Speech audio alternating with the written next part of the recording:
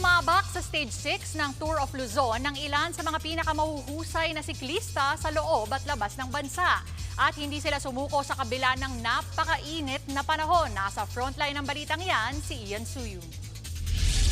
Maaga pa lang sumabak na agad sa matinding padyakan ang mga siklista para sa Stage 6 ng Tour of Luzon. Mula sa Clark, Pampanga, sinuong ng mga siklista ang matinding init ng araw. Dumaan sila sa ilang bahagi ng Tarlac, sa New Clark City, Lubigan, San Jose at Camiling. Dire-diretso yan sa arko ng Pangasinan hanggang sa Lingayen. May kabuuang haba ang ruta na 163.7 kilometers.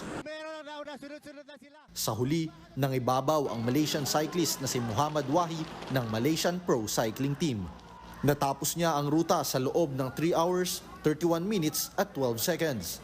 Sinundan naman siya ni na Team Captain Mervin Corpuz ng MPT Drive Hub at Rench Bondok ng 7-Eleven Road Bike Philippines. Ayon kay Wahi, naging mabigat na hamon sa kanya ang klima sa Pilipinas. Temperature in Philippines very hot. Is because in Malaysia we have rain and this Philippines no rain. Sa kabila ng mahirap at mainit na ruta kanina, panibagong hamon na naman ang nag-aabang bukas para sa ating mga siklista para sa time trial na gaganapin muli dito sa Pangasinan. Nagbabalita mula sa frontline, Ian Suyu, News 5. Mga kapatid, Julius Babaw po, iba na ang may alam at may pakialam sa panahon ngayon.